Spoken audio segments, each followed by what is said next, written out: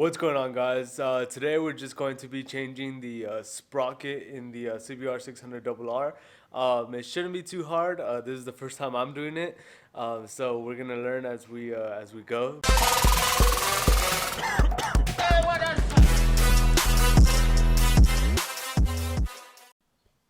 These are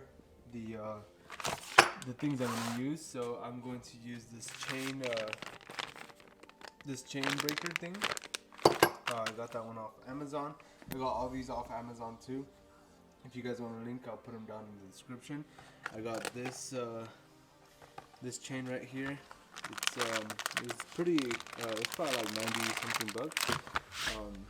But it had a kit, so it came with this also. Came with this little sprocket and the big sprocket. So I had to run to Autozone so I can get a breaker bar because I left mine in my car, and right now my car is getting a recall right now. So I had to go buy a new one so I can work on this. But it's cool because I could just keep this one in the garage so we can use it, and then the other one would just be strictly for the car. So I'm going to be using kind of like an angle grinder. This thing right here is used with the air compressor. And I'm just going to be taking off the locks right here. As you can see, it has a lock here and here. So I'm just going to be shaving those off, and then I'm going to be hammering them out just so that the chain can come loose.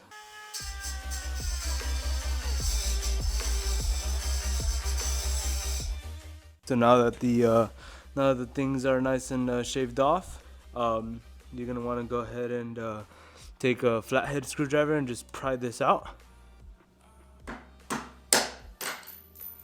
Boom. There you have it.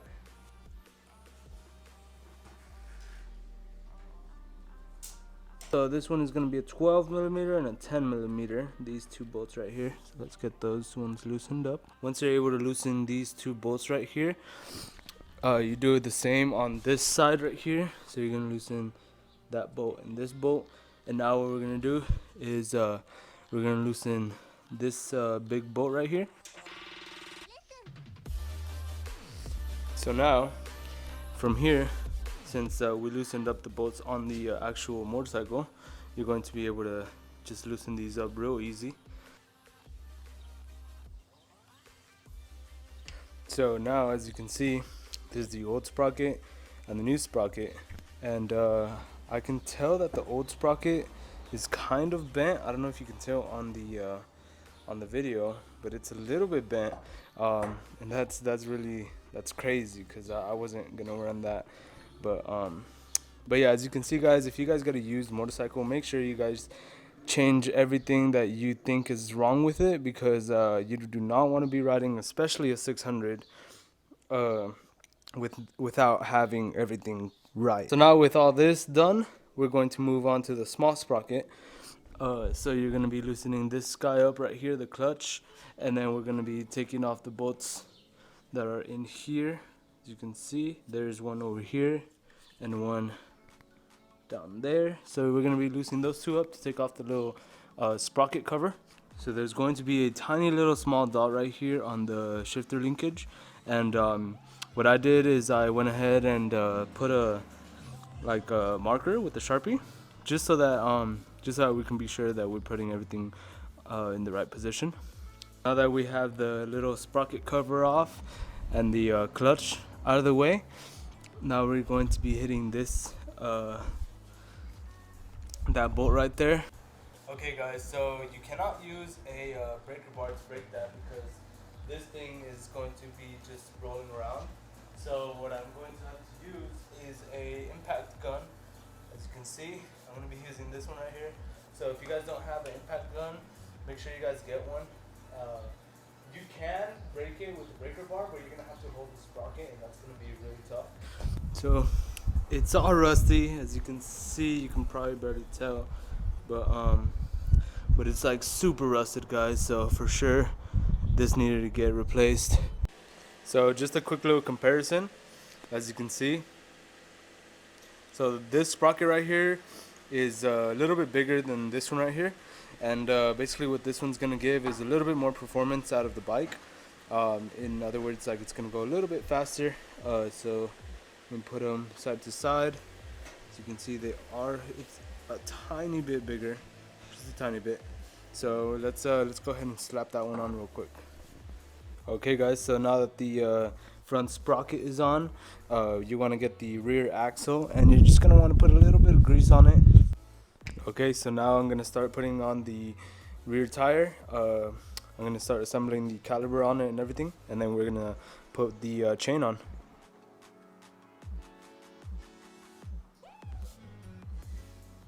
Okay guys, so I went ahead and I lined up both chains together, and they're pretty much the same.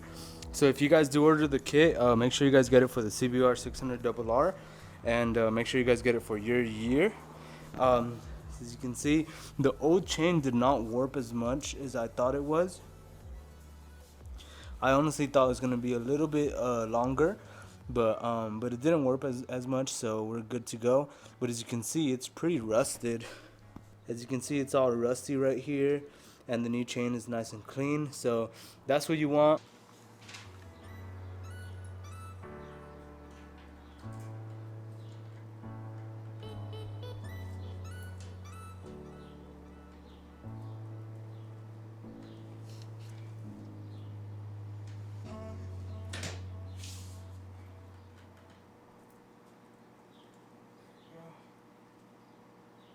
Okay guys, so what happened was I have this little chain breaker thing, but obviously I can't use this to put the link back on, the master link. So I had to run to the store and get the actual chain tool. So this one comes with this little tool right here, so you can put on the chain link, and it comes with all these other tools so that you can basically stake the master link. So let's go ahead and try this out.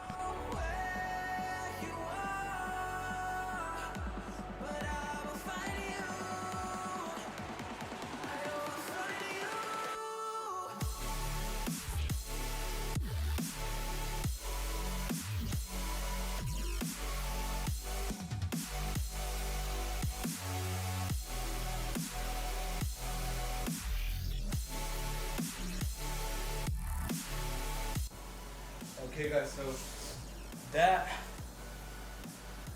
was crazy. That took me about an hour to do, just to put in the master link.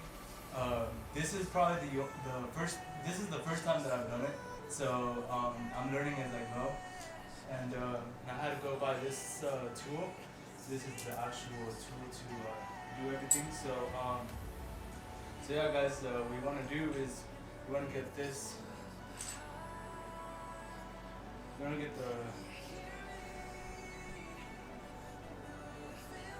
gonna get this this guy right here and put it on the back plate. So you're gonna put it in here, and then you're going to press. This is where the back of the chain goes, and this is the front facing you. And then with this little tool, let me show you guys. With that, as you can see, it has like a little like a nipple right there that helps the bead, helps the metal like expand on the chain. And I'll show you guys right now.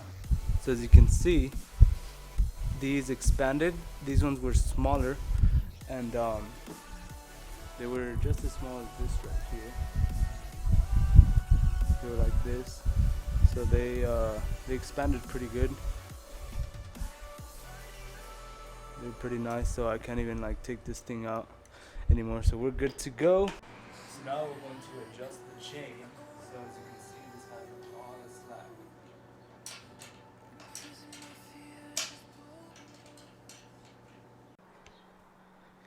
Chain is on, chain is tight, everything is good to go. As you can see, the only thing is that the marker, it stops at like the 6th one, so it's one. Let me see. Stops like at the 6th one and like at the half, like 6.5.